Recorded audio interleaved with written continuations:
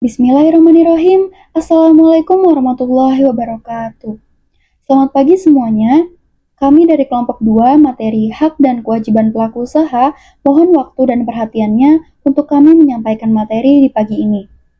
Sebelumnya, perkenalkan terlebih dahulu anggota kelompok kami. Saya sendiri, Dinda Putri Hairani. Berikut ada rekan saya, Dinda Putri Haila, ada Risma Angelika, juga Safira Salsabila Rahman. Baik, pertama-tama saya akan menjelaskan terlebih dahulu definisi dari pelaku usaha. Dalam pasal 1, angka 8, Peraturan Pemerintah Nomor 57 Tahun 2010 tentang penggabungan atau peleburan badan usaha dan pengambil alihan saham perusahaan yang dapat mengakibatkan terjadinya praktik monopoli dan persaingan usaha tidak sehat, disebutkan bahwa pelaku usaha adalah setiap orang perseorangan atau badan usaha, baik yang berbentuk badan hukum maupun bukan badan hukum, yang didirikan dan berkedudukan atau melakukan kegiatan dalam wilayah hukum negara Republik Indonesia, baik secara sendiri maupun bersama-sama melalui perjanjian penyelenggaraan kegiatan usaha dalam berbagai bidang ekonomi.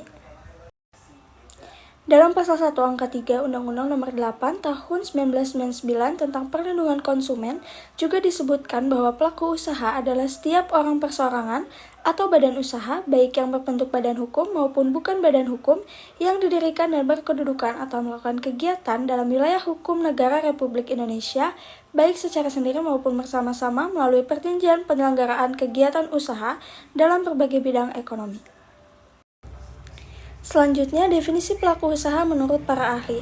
Menurut Maryam Darus Badrul Zaman, mendefinisikan pelaku usaha dengan cara mengambil alih pengertian yang digunakan oleh kepustakaan Belanda, yaitu semua individu yang menggunakan barang dan jasa secara konkret dan real.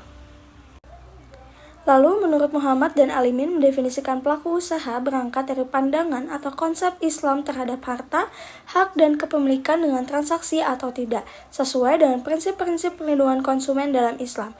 Definisi pelaku usaha adalah setiap orang, kelompok, atau badan hukum pemakai suatu harta atau jasa karena adanya hak yang sah, baik yang dipakai untuk pemakaian akhir ataupun untuk proses produksi selanjutnya.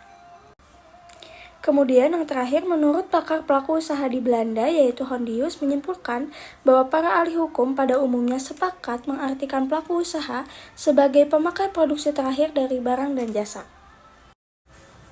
Selanjutnya, alasan pentingnya mengetahui hak dan kewajiban pelaku usaha. Kita sebagai seorang warga negara harus tahu akan hak dan kewajiban. Jika hak dan kewajiban seimbang serta terpenuhi, maka kehidupan masyarakat akan aman dan sejahtera. Dengan memahami dan melaksanakan hak serta kewajiban secara seimbang, kita dapat menciptakan masyarakat yang adil dan beradab. Kesadaran dan komitmen setiap warga negara untuk berpartisipasi aktif akan mendorong inovasi, pertumbuhan ekonomi, serta kestabilan politik dan sosial. Berikut adalah beberapa alasan pentingnya mengetahui dan memahami hak dan kewajiban pelaku usaha.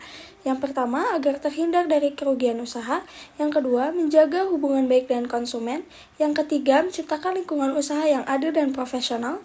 Yang keempat, mencegah pelanggaran hukum. Yang kelima, mencegah kerugian konsumen. Dan yang terakhir, mematuhi perlindungan hukum yang ada. Selanjutnya saya akan menjelaskan mengenai hak pelaku usaha. Hak pelaku usaha yang pertama adalah hak untuk mendapatkan imbalan. Dalam pasal 6, Undang-Undang Nomor 8 Tahun 1999 tentang Perlindungan Konsumen, disebutkan bahwa hak pelaku usaha meliputi hak untuk menerima pembayaran yang sesuai dengan kesepakatan mengenai kondisi dan nilai tukar barang dan atau jasa yang diperdagangkan. Hak pelaku usaha untuk mendapatkan imbalan merupakan bagian dari prinsip keadilan dalam kegiatan ekonomi. Hak ini dijamin oleh hukum dan regulasi yang berlaku, terutama dalam sistem ekonomi yang berbasis pada kebebasan berusaha dan perlindungan hukum terhadap kegiatan usaha.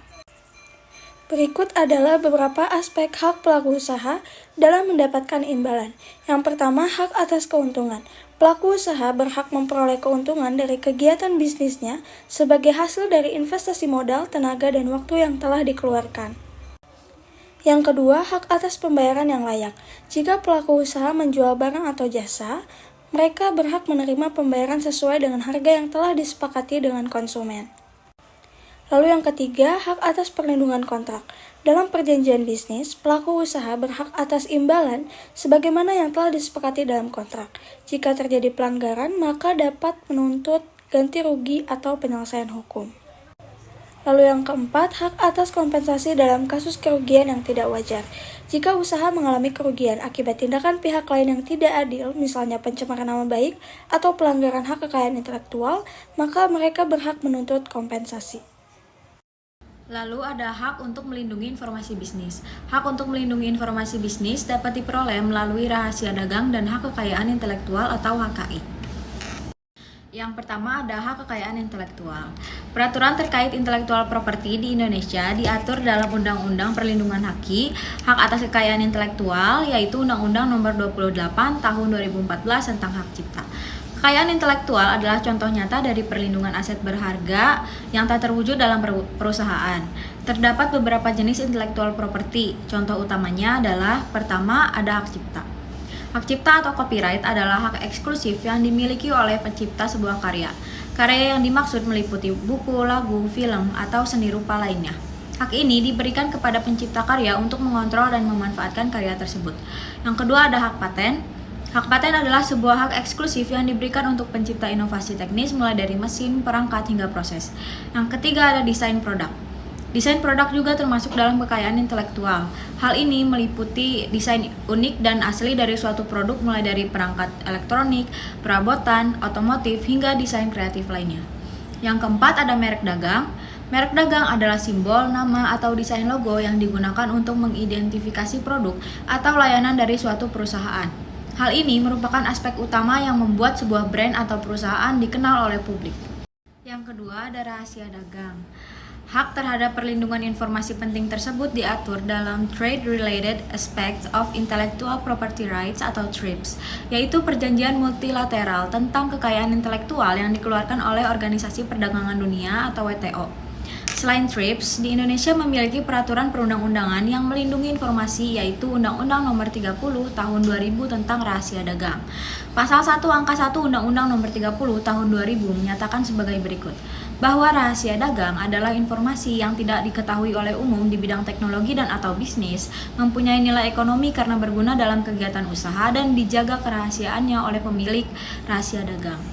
Rahasia dagang akan mendapat perlindungan apabila informasi tersebut memiliki nilai ekonomi dan bersifat rahasia. Bernilai ekonomi artinya informasi itu memiliki nilai komersial dan mendatangkan keuntungan serta bermanfaat bagi pelaku usaha dalam menjalankan usahanya. Jika segala upaya sudah dilakukan, namun tetap terjadi kebocoran atas rahasia penting, maka pemilik rahasia dagang atau pelaku usaha dapat menyelesaikan perkara ini dengan mengajukan gugatan ke pengadilan negeri sebagaimana diatur oleh Undang-Undang Nomor 30 Tahun 2000 tentang Rahasia Dagang. Selanjutnya, bagaimana sih cara melindungi hak kekayaan intelektual? Yang pertama adalah mendaftarkan hak kekayaan intelektual. Yang kedua, dengan membuat kontrak kerahasiaan, bahwa pemilik intellectual property dapat membuat kontrak khusus untuk menjaga kerahasiaan dan penggunaan dari karya tersebut. Kontrak ini dapat berupa kontrak kerahasiaan, non-disclosure agreement atau NDA, dan kontrak lisensi. Yang ketiga adalah dengan menggunakan teknologi perlindungan kekayaan intelektual, bahwa perusahaan dapat menggunakan teknologi khusus untuk melindungi dan mengawasi penggunaan intellectual property. Salah satunya adalah Digital Rights Management atau DRM.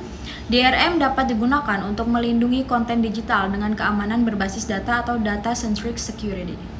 Hak untuk menentukan kebijakan bisnis. Pelaku usaha juga memiliki hak untuk memiliki dan mengendalikan aset dan sumber daya yang mereka gunakan dalam usaha mereka. Mereka dapat memiliki properti seperti tanah dan bangunan, serta peralatan dan inventaris yang diperlukan untuk menjalankan operasi bisnis mereka. Hak ini melindungi kepentingan mereka dalam usaha dan memberikan kepastian hukum terhadap kepemilikan dan penggunaan aset tersebut. Hak ini diakui dalam Peraturan Perundang-undangan Indonesia, khususnya dalam Undang-Undang Nomor 8 Tahun 1999 tentang Perlindungan Konsumen. Pasal 6 undang-undang tersebut menyatakan bahwa pelaku usaha berhak menerima pembayaran sesuai dengan kesepakatan mengenai kondisi dan nilai tukar barang dan atau jasa yang diperdagangkan, serta hak-hak lain yang diatur dalam ketentuan peraturan perundang-undangan lainnya. Dan juga ada hak untuk mengajukan keluhan. Pelaku usaha memiliki hak untuk mengajukan keluhan atau komplain, terutama dalam konteks interaksi dengan konsumen atau pihak lain yang terkait dengan kegiatan usahanya. Menurut Pasal 6 Undang-Undang Nomor 8 Tahun 1999 tentang Perlindungan Konsumen, Pasal 6 huruf D, yaitu bahwa hak untuk rehabilitasi nama baik apabila terbukti secara hukum bahwa kerugian konsumen tidak diakibatkan oleh barang dan atau jasa yang diperdagangkan. Untuk menyampaikan keluhan atau komplain, pelaku usaha dapat menempuh jalur hukum yang tersedia seperti mengajukan gugatan melalui pengadilan atau melaporkan kepada instansi terkait yang berwenang dalam menangani permasalahan tersebut. Contohnya BPKN atau Badan Perlindungan Konsumen Nasional. Selanjutnya ada kewajiban pelaku usaha. Yang pertama ada kewajiban untuk menyediakan produk yang aman. Menurut Pasal 7 huruf D Undang-Undang Nomor 8 Tahun 1999 tentang Perlindungan Konsumen menyebutkan bahwa kewajiban pelaku usaha untuk menjamin mutu barang dan atau jasa yang diproduksi dan atau diperdagangkan berdasarkan ketentuan standar mutu barang dan atau jasa yang berlaku. Berdasarkan pasal tersebut, pelaku usaha yang memproduksi barang atau menyediakan jasa wajib memastikan bahwa produk mereka aman bagi kesehatan, keselamatan, dan lingkungan hidup konsumen, serta memenuhi standar yang berlaku dan memperoleh sertifikat Standar Nasional Indonesia atau SNI sebagai bukti bahwa produk tersebut telah melalui proses pengujian dan verifikasi sesuai ketentuan yang ditetapkan oleh Badan Standarisasi Nasional atau BSN. Lalu yang kedua ada kewajiban untuk memberikan informasi yang jelas. Menurut Pasal 7 huruf B Undang-Undang Nomor 8 Tahun 1999 tentang Perlindungan Konsumen menyebutkan bahwa kewajiban pelaku usaha untuk memberikan informasi yang benar, jelas, dan jujur mengenai kondisi dan jaminan barang dan atau jasa, serta memberi penjelasan penggunaan, perbaikan, dan pemeliharaan. Berdasarkan pasal tersebut, pelaku usaha wajib memberikan informasi yang lengkap dan benar tentang harga, manfaat, risiko, cara penggunaan, dan perawatan barang atau jasa, serta mencantumkan label atau informasi yang jelas pada barang atau jasa sesuai dengan ketentuan yang berlaku. Dan jika dalam pembuatan iklan atau promosi, informasi yang diberikan tidak menyesatkan dan berbohong mengenai kualitas, kuantitas, atau manfaat produk. Lalu yang ketiga ada kewajiban untuk menghormati hak konsumen, di mana pelaku usaha wajib menghormati hak-hak konsumen termasuk hak untuk mengajukan keluhan dan mendapatkan ganti rugi. Menghormati hak-hak konsumen sangat penting untuk membuat produk dan layanan yang sah dan berkualitas tinggi serta diharapkan dapat mewujudkan keseimbangan dan kesetaraan antara pelaku usaha dan konsumen sehingga dapat menghasilkan perekonomian yang sehat. Lalu terdapat hak-hak konsumen yang wajib dihormati oleh pelaku usaha. Antara lain, ada hak atas keamanan dan keselamatan. Konsumen berhak menerima barang dan jasa yang aman untuk digunakan serta tidak membahayakan kesehatan atau keselamatan mereka. Yang dimana pelaku usaha harus memastikan bahwa produk yang mereka jual memenuhi standar keamanan yang telah ditetapkan. Lalu ada hak atas informasi, di mana konsumen berhak memperoleh informasi yang akurat, jelas, dan jujur mengenai barang dan jasa yang akan mereka beli. Hal ini meliputi informasi tentang kualitas, harga, cara penggunaan, dan risiko yang terkait dengan produk tersebut. Lalu ada hak untuk memilih, di mana konsumen berhak memilih barang dan jasa yang sesuai dengan kebutuhan dan preferensi mereka tanpa adanya paksaan atau penipuan. Lalu ada hak untuk didengar, di mana konsumen berhak untuk mengajukan keluhan atau pengaduan mengenai barang atau jasa yang tidak memuaskan atau tidak sesuai dengan kesepakatan atau yang dijanjikan. Lalu yang terakhir ada hak atas ganti rugi, di mana konsumen berhak menerima kompensasi atau ganti rugi jika mereka mengalami kerugian akibat barang atau jasa yang tidak sesuai atau memiliki cacat. Nah, kewajiban pelaku usaha yang selanjutnya ialah kewajiban untuk menangani keluhan. Bayangkan kita sebagai seorang konsumen, apabila kita membeli suatu barang, produk yang datang itu rusak atau tidak sesuai yang dijanjikan ketika kita memesan. Sebagai konsumen, apa sih yang kita dapat lakukan? Tenang, karena hak kita sudah dilindungi oleh Undang-Undang Nomor 8 Tahun 1999 tentang Perlindungan Konsumen. Tepatnya di pasal 7 huruf G yang menyatakan bahwa pelaku usaha wajib memberikan kompensasi atau ganti rugi jika barang atau jasa yang mereka jual menyebabkan kerugian bagi konsumen. Dan ditekankan pada pasal 19 ayat 1 yang menegaskan bahwa pelaku usaha bertanggung jawab atas kerugian, pencemaran, atau kerugian yang dialami konsumen atas barang atau jasa yang mereka jual. Jadi, kalau ada keluhan, pelaku usaha itu tidak bisa mengabaikannya. Bagaimana bentuk ganti ruginya? Pelaku usaha itu tidak bisa sekedar meminta maaf. Mereka harus memberikan solusi yang nyata. Apa contohnya? Yang pertama, pengembalian uang. Yang kedua, ada penggantian barang atau jasa yang setara atau sesuai dengan produk yang dikomplainkan tersebut. Dan yang ketiga, ada perawatan kesehatan atau santunan jika ada dampak serius bagi konsumen.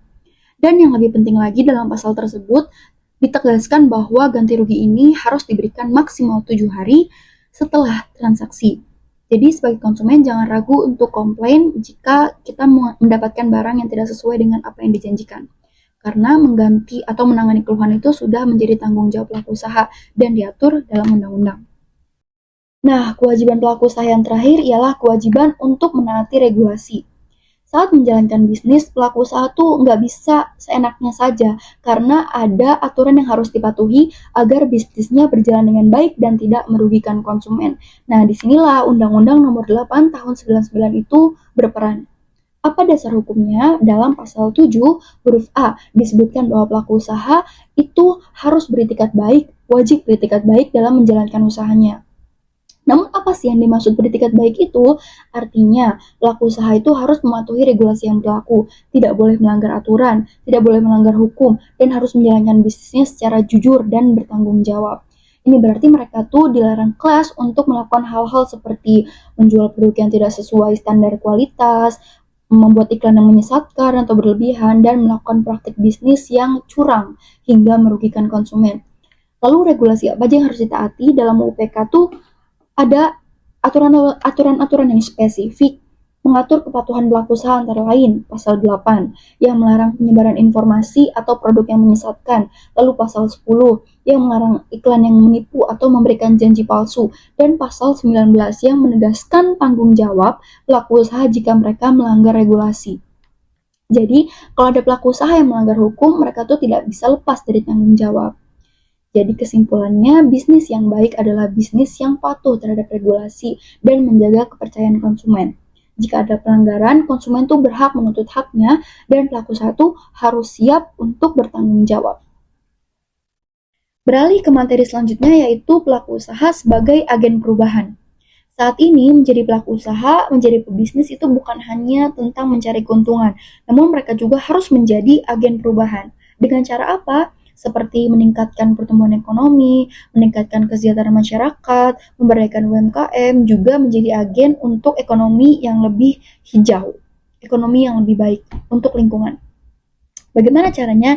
Yang pertama, meningkatkan pertumbuhan ekonomi. Berdasarkan Undang-Undang Nomor 25 Tahun 2007 tentang penanaman modal, pelaku usaha itu harus berkontribusi dalam ekonomi dengan hal menciptakan lapangan kerja, terus mengembangkan infrastruktur, dan mendorong inovasi dalam bisnis. Jadi, semakin banyaknya investasi yang masuk, otomatis lapangan pekerjaan itu semakin luas dan kemajuan sektor usaha itu semakin berkembang.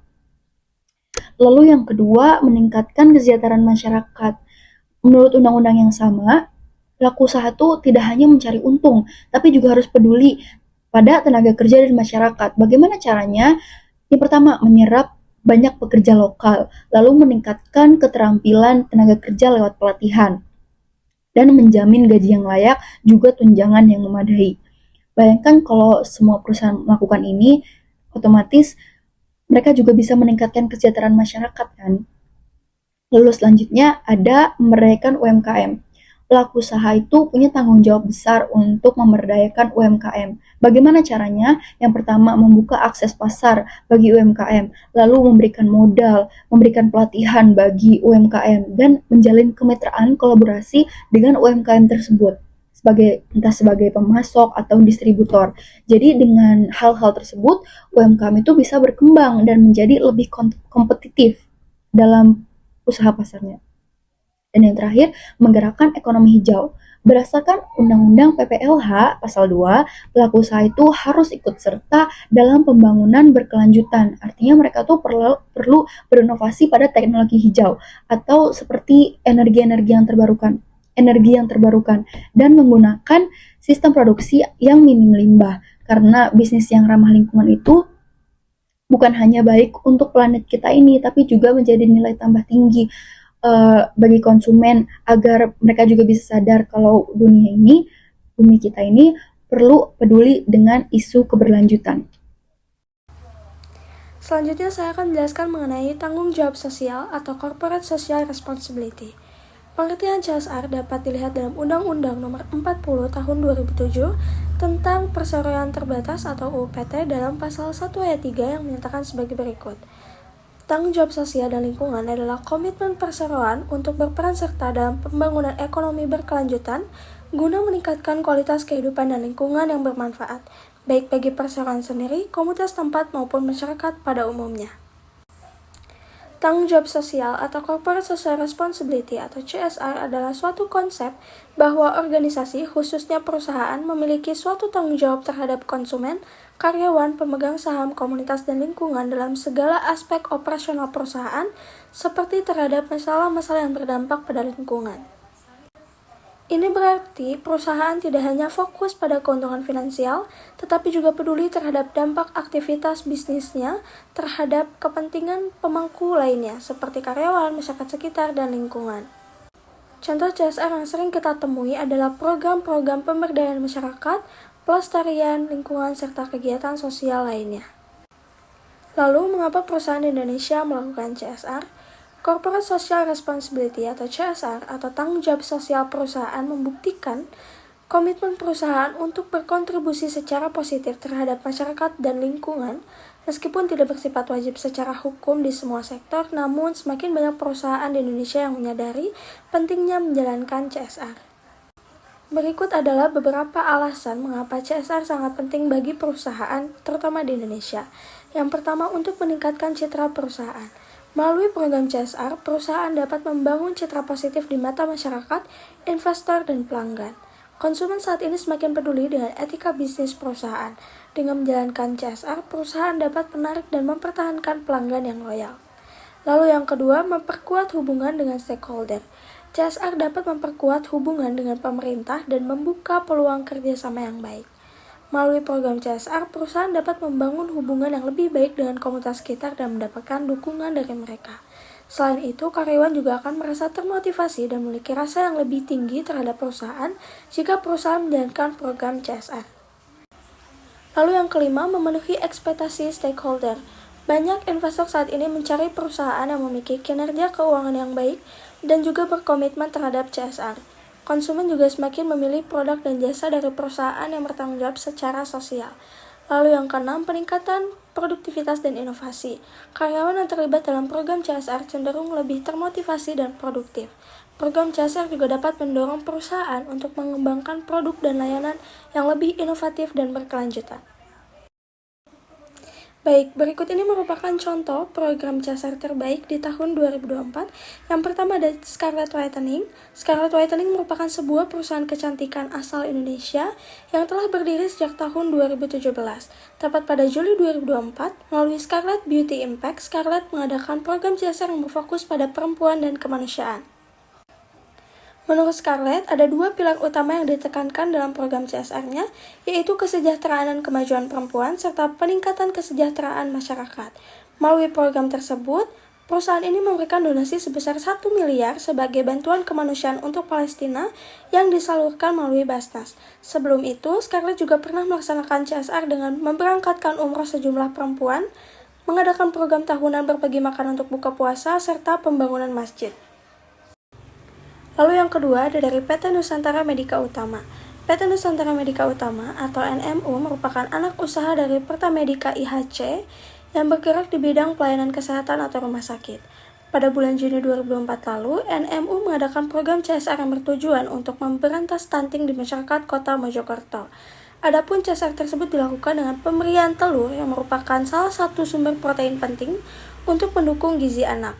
Tidak hanya itu, masyarakat yang hadir dalam program tersebut juga memperoleh edukasi berupa seminar terkait pencegahan dan penanganan stunting. Selanjutnya, ada dinamika konstruksi hukum dalam transaksi pelaku usaha di era e-commerce. Cara transaksi hubungan pelaku usaha dan konsumen semakin berkembang berdampak pada perubahan konstruksi hukum dalam hubungan antara pelaku usaha dan konsumen. Perubahan konstruksi hukum diawali dengan perubahan paradigma hubungan antara konsumen dan pelaku usaha, yaitu di mana hubungan yang semula dibangun atas prinsip caveat emptor berubah menjadi prinsip caveat venditor. Suatu prinsip hubungan yang semula menekankan pada kesadaran konsumen sendiri untuk melindungi dirinya, berubah menjadi kesadaran pelaku usaha untuk melindungi konsumen. Dengan perkembangan teknologi sekarang ini, dikenal cara transaksi e-commerce yang menggunakan internet. Transaksi e-commerce menjadi salah satu media yang efektif bagi pelaku usaha untuk memperkenalkan dan menjual barang atau jasa ke calon konsumen dari seluruh dunia. E-commerce juga merupakan model bisnis modern yang non-face, yaitu tidak menghadirkan pelaku bisnis secara fisik. Perkembangan ini juga berdampak pada hubungan cara transaksi pelaku usaha dan konsumen. Berkaitan dengan hal tersebut, hubungan hukum antara pelaku usaha dengan konsumen telah terjadi ketika pelaku usaha memberikan janji-janji serta informasi-informasi terkait barang dan atau jasa. Karena sejak saat itulah timbul hak dan kewajiban para pihak, baik pelaku usaha maupun konsumen.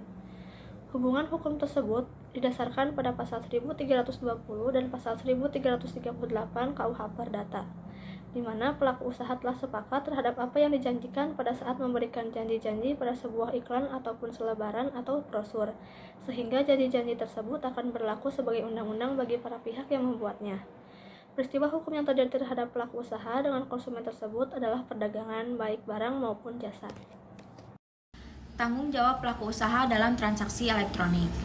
Tanggung jawab pelaku usaha terhadap konsumen dalam jual beli secara elektronik. Meskipun telah ada suatu ketentuan yang mengatur tentang tanggung jawab pelaku usaha, namun dalam prakteknya masih terdapat banyak kendala-kendala yang menyangkut perkembangan transaksi elektronik, seperti iklan yang menyesatkan, barang yang tidak sesuai dengan apa yang diperjanjikan, dan tidak adanya keharusan bagi pelaku usaha untuk memberikan informasi yang cukup mengenai kondisi suatu barang serta ganti rugi kepada pihak konsumen. Tanggung jawab pelaku usaha dalam jual beli secara transaksi elektronik terikat pada pertanggungjawaban kontraktual dan pertanggungjawaban produknya. Dalam tanggung gugat berdasarkan adanya wan prestasi, kewajiban untuk mengganti kerugian akibat penerapan klausula dalam perjanjian merupakan ketentuan hukum yang dibuat oleh kedua belah pihak. Hal ini berhubungan dengan pasal 28 ayat 1 Undang-Undang ITE yang menjelaskan bahwa dalam menyebarkan suatu informasi itu wajib sesuai dengan faktanya dan melarang adanya penyebaran informasi yang mengandung unsur kebohongan atau fitnah. Hal tersebut dilakukan untuk menghindari kerugian konsumen dan untuk menjalankan perlindungan terhadap konsumen. Merujuk pada pasal 17 ayat 1 Undang-Undang ITE, disebutkan bahwa semua pihak yang ikut serta dalam transaksi elektronik wajib beriktikad baik. Pasal tersebut berlaku bagi pelaku usaha dan juga konsumen. Dalam hal ini, pelaku usaha wajib memberikan informasi melalui internet dengan jujur dan jelas. Kemudian konsumen juga harus membaca keterangan suatu produk dengan seksama. Hal ini dilaksanakan untuk menghindari terjadinya konflik antara pelaku usaha dengan konsumen. Seringkali kita mendengar kasus-kasus konsumen yang dirugikan akibat transaksi online. Namun, apakah pelaku usaha itu selalu dalam posisi yang diuntungkan, nggak pernah dirugikan? Tidak, karena pada faktanya pelaku usaha juga sering dirugikan oleh tindakan atau ulah konsumen yang tidak bertanggung jawab. Apa sih biasanya ulah-ulah konsumen tidak bertanggung jawab ini yang merugikan pelaku usaha? Pertama, hit and run. Hit and run itu bukan hanya terjadi di jalan raya. Kalau dalam transaksi online, hit and run itu seperti pembelinya itu, konsumennya itu sudah pesan atau sudah transaksi. Namun ketika sedang dalam proses, mereka justru malah menghilang. Lalu ada pemalsuan bukti pembayaran. Itu ketika konsumen membuat bukti pembayaran sendiri yang palsu agar bisa mendapatkan barangnya secara gratis. Lalu ada pembatalan sepihak apabila mereka pesan barangnya udah diantar, lalu dibatalkan. Jadi meninggalkan pelaku usahanya itu dalam posisi yang dirugikan. Juga memberikan informasi palsu, alamat palsu, nomor telepon palsu. Jadi ketika mereka sudah dalam proses transaksi, lalu mengalami masalah, tidak bisa dihubungi, alamatnya juga salah. Itu juga meninggalkan pelaku usahanya dalam posisi yang dirugikan.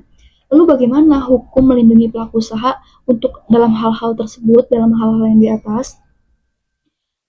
Lebih dahulu pada dasarnya, syarat sahnya transaksi online, setiap transaksi online itu sebenarnya merupakan suatu perjanjian jual beli yang harus memenuhi syarat-syarat seperti dalam pasal 1320 KUH Perdata, yang harus meliputi memenuhi unsur-unsur kesepakatan. Kedua belah pihak itu harus setuju dalam dalam transaksinya. Lalu kecakapan hukumnya, pihak yang terlibat harus memenuhi usia dan cakap hukum, tidak boleh orang yang tidak cakap hukum. Lalu objek yang jelas, barang atau jasa yang diperjualbelikan itu harus jelas bentuk dan spesifikasinya. Dan kalau salah, itu transaksinya tidak boleh bertentangan dengan hukum. Kalau salah satu syarat ini tidak terpenuhi, bisa jadi transaksinya itu gagal, tidak memenuhi hukum, dan tidak dapat dipersidangkan. Lalu, apa yang bisa dilakukan pelaku usaha jika dirugikan? Kalau pelaku usaha itu mengalami kerugian akibat tindakan konsumen, ada dua jalur hukum yang dapat ditempuh oleh pelaku usaha. Yang pertama, perdata. Pelaku usaha bisa menggugat melalui gugatan perdata, baik secara perorangan maupun class action. Gugatan ini dapat diajukan untuk meminta kerugian atas yang diderita oleh tindakan konsumen atau tindakan curang konsumen. Lalu ada jalur pidana. Kalau yang jalur perdata tadi melalui Perma nomor 1 tahun 2002. Lalu ada jalur pidana. Jika ada unsur penipuan, pelaku usaha bisa melaporkan ini ke pihak yang berwenang berdasarkan pasal 378 KUH pidana atas tindakan penipuan. Kalau penipuan itu dalam transaksi elektronik, maka bisa dikenai pasal 45A ayat 1 Undang-Undang ITE dengan ancaman pidana hingga 6 tahun penjara atau denda maksimal 1 miliar. Namun jika kerugiannya itu kecil atau di bawah 250.000, maka masuk dalam kategori penipuan ringan pasal 379 KUH pidana dengan ancaman pidana maksimal 3 tahun penjara. Jadi tidak hanya konsumen yang dilindungi dalam transaksi online, pelaku usaha juga memiliki hak hukum untuk menuntut keadilan apabila mereka dirugikan. Nah, apa sih yang dapat dilakukan pelaku usaha itu untuk mencegah hal seperti ini dirugikan? Ada beberapa langkah pencegahan yang bisa mereka lakukan agar terhindar dari kerugian. Yang pertama itu menggunakan sistem pembayaran verifikasi otomatis agar mencegah pemalsuan bukti transfer. Habis itu terapkan kebijakan pembayaran di awal. Terus ada simpan bukti-bukti transaksinya seperti screenshot chat, bukti transfer, resi pengiriman untuk sebagai barang bukti apabila hal-hal seperti ini tuh terjadi. Jadi pada intinya jual beli online itu bukan tentang hak konsumen, tapi juga tentang pelindungan hukum bagi pelaku usaha. Jadi jika mengalami kerugian itu, pelaku usaha juga punya hak hukum untuk menuntut keadilan baik secara perdata maupun pidana. Seperti itu. Baik, mungkin cukup sekian dari kelompok kami. Mohon maaf apabila ada kesalahan kata-kata atau penjelasan yang kurang bisa dimengerti. Untuk selebihnya, terima kasih atas perhatiannya. Wassalamualaikum warahmatullahi wabarakatuh.